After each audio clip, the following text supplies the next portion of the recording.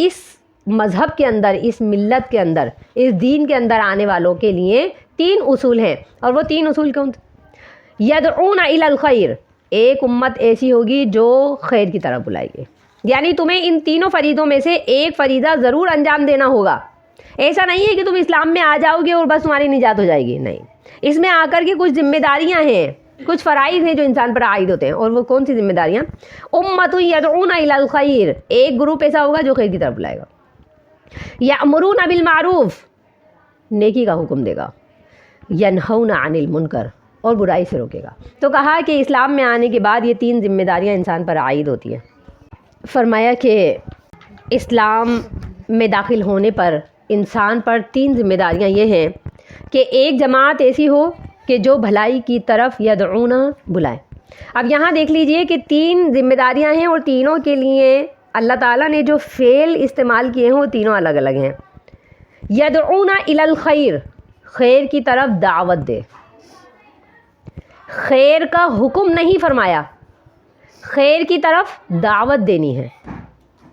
یعنی کسی بھی اچھائی کی طرف انسان جب تبلیغ کرنے لگتا ہے تو اسے اس بات کا لحاظ رکھنا ہے کہ کس چیز کا حکم دینا ہے، کس چیز سے منع کرنا ہے، اور کس چیز کی طرف رغبت دلانی ہے۔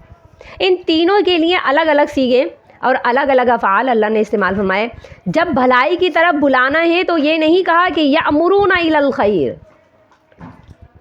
خیر کا حکم نہیں دینا، خیر کی طرف رغبت دلانی ہے، خیر کی طرف دعوت دینی ہے۔ یدعون الی الخیر، لوگوں کو خیر کی طرف بلاؤ، یعنی ایسی باتیں ان کے سامنے بیان کرو کہ انہیں خود بخود رغبت ہو نیکی کرنے کی۔ نیکی کرنے کا حکم نہیں دو انہیں کہ تم نیکی کرو، نیکی کی طرف گھسیٹ کر نہیں لاؤ، یہ تو محمد صلی اللہ علیہ وسلم بھی نہیں کر سکتے۔ اللہ نے محمد صلی اللہ علیہ وسلم کو فرمایا کہ اِنَّکَ لَا تَهْدِی مَنْ أَحْبَبْتَ وَلَکِنَّ اللَّهَ یَہْدِی مَن یشاء، اے نبی آپ ہدایت نہیں دے سکتے جسے آپ محبت کرتے ہیں، آپ محبت کرنے والے اپنے چاہنے والوں کو ہدایت نہیں دے سکتے، وَلَکِنَّ اللَّهَ یَہْدِی مَن یشاء، ہدایت تو اللہ کے ہاتھ میں۔ تو آپ کیا کر سکتے ہیں؟ یدعون الی الخیر، آپ نیکی کی طرف اشارہ کر دیں، آپ نیکی کو وضاحت سے بیان کر دیں، نیکی کی طرف تبلیغ کریں، نیکی کی اچھائی کی باتیں لوگوں کے سامنے کھول کھول کر بیان کریں۔ تو فرمایا کہ یدعون الی الخیر، نیکی کی طرف بلائے ایک جماعت ایسی ہو۔ تو تبلیغ کرنے والوں کو یہ چاہیے کہ وہ نیکی کو نیکی رکھیں، اسے یعنی کہ اس کی دعوت رکھیں، اسے حکمیہ نہ بنائیں۔ نیکی کو حکمیہ اگر بنا دیا، آپ صلی اللہ علیہ وسلم نے فرمایا کسی کو نماز کا حکم اس وقت تک دیتے رہو جب تک وہ مانتا رہے، اتنا زچ نہ کرو کہ وہ یہ جملہ کہہ دے کہ جا اب تو جا، میں نماز نہیں پڑھتا۔ اگر کسی سے یہ جملہ آپ نے کہلوا دیا، اس کا مطلب ہے کہ آپ نے اسے اسلام سے متنفر کروا دیا۔ کسی کو نماز کی رغبت دلاؤ، ایسی باتیں اس کے سامنے، ایسی احادیث اس کے سامنے آیات بیان کرو کہ جس سے اس کو خود رغبت ہو۔ طعنہ زنی کر کے کسی کو ہدایت نہیں دی جا سکتی، کسی کو اس کی عیب بیان کر کے ہدایت نہیں دی جا سکتی۔ اچھائی بیان کی جائے، خوبیاں بیان کی جائے اسلام کی، مسلمانوں کی، اس شخص کی، تو اسے رغبت دلائی جائے۔ فرمایا کہ یدعون الی الخیر، نیکی کی طرف دعوت دے، ایک جماعت ایسی ہو جو نیکی کی طرف بلائے۔ وَیَأْمُرُونَ بِالْمَعْرُوفِ، اور کہا کہ بھلائی کی یعنی اچھی باتوں کا حکم دے، اچھی باتوں کا، بالمعروف یعنی اچھی باتوں کا، یأمرون حکم دے۔ اب کوئی شخص، اب خیر کے اندر اور معروف کے اندر فرق ہے۔ اللہ تعالیٰ فرماتے ہیں یأمرون بالمعروف، اچھی باتوں کا حکم دے، معروف کے اندر جیسے نماز ہے، نماز کا حکم دینا ہے، زکوٰۃ کا حکم دینا ہے، صدقے کی، اب یہ صدقہ ہے تو صدقہ اور زکوٰۃ ان دونوں چیزوں میں فرق ہے۔ اب ہم یہ کہہ سکتے ہیں کہ صدقے کو الی الخیر کی طرف منسوب کیا جائے گا اور زکوٰۃ کو الی المعروف منسوب کیا جائے گا۔ اگر زکوٰۃ کے لیے ہے تو وہ امر بالمعروف ہے، اگر کوئی زکوٰۃ سے انکار کرتا ہے تو اسے زکوٰۃ دینے کا حکم دیا جائے گا، کوئی صدقے کا انکار کرتا ہے تو اسے صدقے کی رغبت دلائی جائے گی۔ تو فرمایا کہ یدعون الی الخیر، ایسی امت ہو، ایسی جماعت ہونی چاہیے مسلمانوں میں کہ جو بھلائی کی طرف بلائے اور اچھائی کا حکم دے، یعنی ایسی باتیں کہ جو سنت میں، سنت کے مطابق اور قرآن کے بامطابق مسلمانوں پر فرض کی گئی ہیں۔ تو انہیں معروف سے تعبیر فرمایا وَيَأْمُرُونَ بِالْمَعْرُوف، اچھی باتوں کا حکم دے، وَيَنْهَوْنَ عَنِ الْمُنْكَرِ، اور برائیوں سے روکے۔ جو برائیاں ہیں اور ایسی برائیاں ہیں کہ جو انسان کے اندر بنفسی ہی تو ہیں، لیکن جب وہ اپنی ذات سے باہر ہو کر کے وہ برائی کرتا ہے تو پورے معاشرے میں ہلاکت کا سبب بن جاتا ہے، پورے معاشرے کی ہلاکت کا سبب بن جاتا ہے۔ ایسی اگر کوئی برائی کسی انسان کے اندر ہے، نبی صلی اللہ علیہ وسلم سے اس بارے میں بہت ساری احادیث ہیں۔ آپ صلی اللہ علیہ وسلم نے فرمایا من رأى منکم منکرا فلیغیر بیدہ فإن لم یستطع فبلسانہ ومن لم یستطع فبقلبہ وذلک اضعف الایمان۔ یہ جامع ترمذی کی روایت ہے ابو سعید خدری رضی اللہ عنہ سے۔ آپ صلی اللہ علیہ وسلم نے فرمایا من رأى منکم منکرا، جو بھی کوئی تم میں سے کوئی برائی دیکھے تو فلیغیرہ بیدہ، اسے چاہیے کہ اس برائی کو وہ اپنے ہاتھ سے مٹانے کی کوشش کرے، اپنے ہاتھ سے روکنے کی کوشش کرے۔ فإن لم یستطع، اگر اس میں اتنی استطاعت نہیں ہے کہ وہ برائی کو اپنے ہاتھ سے روکے، فبلسانہ، تو وہ اس برائی کو اپنی زبان سے روکے۔ وَمَن لَّمْ يَسْتَطِعْ، اور اگر کسی میں اتنی بھی طاقت نہیں ہے کہ وہ برائی کو اپنی زبان سے بھی نہیں روک سکتا اور اپنے ہاتھ سے بھی نہیں روک سکتا، تو فرمایا کہ فَبِقَلْبِهِ، پھر وہ اس برائی کو اپنے دل میں برا جانے، اور فرمایا کہ وَذَلِكَ أَضْعَفُ الْإِيمَانِ، یہ ایمان کا سب سے کمزور ترین درجہ ہے۔ یعنی ایک انسان اتنا بزدل ہے وہ ہاتھ سے برائی بھی نہیں روک سکتا، کسی کو برائی کرنے سے اپنے ہاتھ سے نہیں روک سکتا تو چلو زبان سے روک لے، برا کہہ بھی نہیں سکتا۔ اگر نہ برائی کو روک سکتا ہے نہ برائی کو برا کہہ سکتا ہے، تو فرمایا کہ وہ پھر اپنے دل سے کم از کم اسے برا جانے، اور فرمایا کہ اضعاف الایمان، یہ جو بات ہے یہ ایمان کا سب سے کمزور ترین درجہ ہے۔ انسان میں اس وقت ایمان پھر بھی رہتا ہے کہ وہ کسی برائی کو دل سے برائی تسلیم کرے، اور کم از کم اگر دل سے برائی تسلیم کر رہا ہے تو اپنے آپ کو تو اس برائی سے روک سکتا ہے، تو یہ ایمان کا سب سے کمزور ترین درجہ ہے۔ مسند احمد میں آپ صلی اللہ علیہ وسلم نے فرمایا اس ذات کی قسم جس کے ہاتھ میں میری جان ہے، تم اچھائی کا حکم دیتے رہو گے اور برائی سے روکتے رہو گے۔ اگر تم نے ایسا نہ کیا، یعنی ہمیشہ یہ کام ہوگا کہ تم اچھائی کا حکم دیتے رہو اور برائی سے روکتے رہو، اگر تم نے یہ کام نہ کیا تو ایک وقت ایسا آئے گا اور اللہ کے عذاب تم پر اس وقت نازل ہونے شروع ہو جائیں گے، اور وہ وقت ایسا ہوگا کہ تم دعا کرو گے لیکن تمہاری دعائیں قبول نہیں ہوں گی۔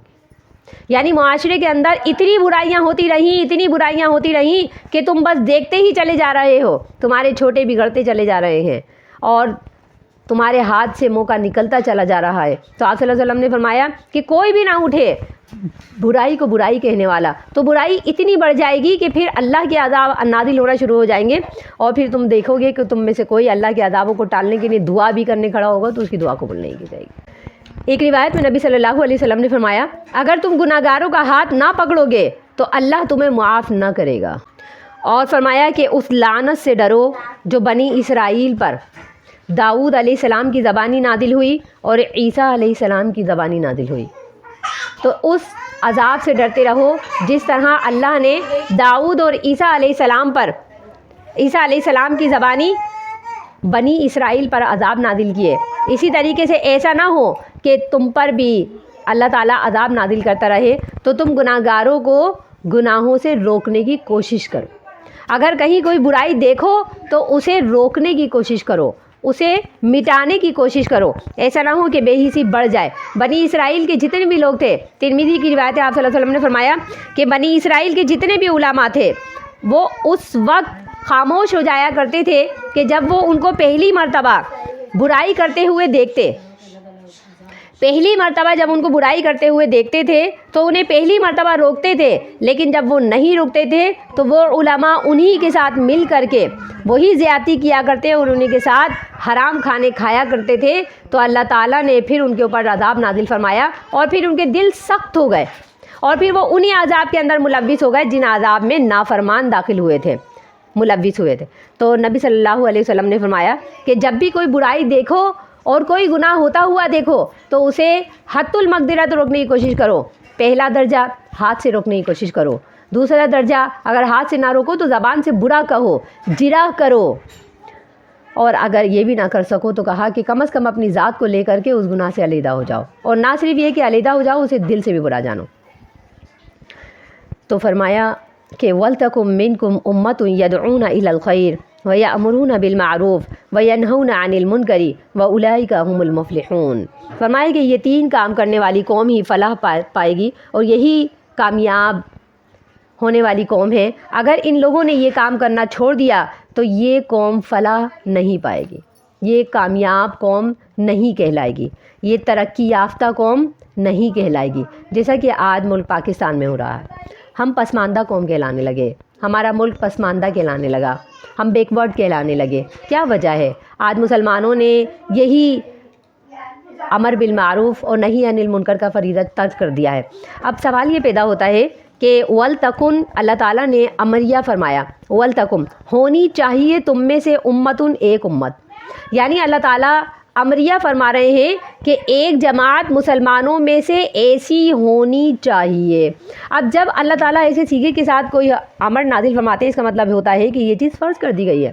اب کیا یہ چیز امت مسلمہ پر فرض ہے کہ ایک جماعت ایسی، ایک گروپ ایسا ہونا چاہیے مسلمانوں میں جو کہ تبلیغ کا کام کرے، اور تبلیغ بھی اس طرح کہ امر بالمعروف کرے، نہی عن المنکر کرے، اور یدعون الی الخیر کرے۔ تو ایسی جماعت ہونی چاہیے۔ تو کیا یہ ہر شخص پر فرض عین ہے؟ کیا ہر شخص کو مبلغ بن کر کے رہنا چاہیے؟ کیا ہر شخص جہاد کرے گا؟ کیا ہر مرد اور عورت پر فرض ہے کہ وہ جہاد کے لیے نکل جائے؟ تو علماء فرماتے ہیں کہ یہ آیت فرض کفایہ ہے تمام مسلمانوں پر، کہ اگر امت مسلمہ میں تبلیغ کا کام بالکل ترک کر دیا جائے، ایک وقت ایسا آئے کہ بالکل ترک ہو گیا ہے، کسی شہر کے اندر، کسی علاقے کے اندر، کسی خاندان کے اندر، کسی گھرانے کے اندر، کسی ایک گھر کے اندر اگر کوئی بھی اچھائی کی تمیز کرانے والا نہیں رہا تو کسی بھی شخص کو اٹھنا چاہیے اور یہ کہنا چاہیے کہ اچھائی یہ ہے اور برائی یہ ہے۔ تو اس وقت وہ فرض عین ہو جائے گا اس شہر میں، اس علاقے میں، اس گھرانے میں، اس خاندان میں فرض عین ہو جائے گا کسی بھی ایک شخص کے اوپر کہ وہ کھڑا ہو اور اچھائی اور برائی کے اندر تمیز کر کے دکھائے۔ اور اگر یہ خاندانوں کے اندر کام ہو رہا ہے، کسی ملک میں، کسی علاقے میں، کسی شہر کے اندر یہ امر بالمعروف اور نہی عن المنکر کا کام ہو رہا ہے، تو پھر یہ فرض کفایہ بن جائے گا۔ جو لوگ کر رہے ہیں اچھی بات ہے، وہ کرتے رہیں، اور اگر ان میں کمی آ رہی ہے تو دوسرے لوگوں کو ان کے ساتھ معاونت کرنی ہے، دوسرے لوگوں کو ان کے ساتھ مدد کرنی ہے، ان کا مددگار ہونا ہے۔ تو یہ فرض عین بھی ہے اور فرض کفایہ بھی۔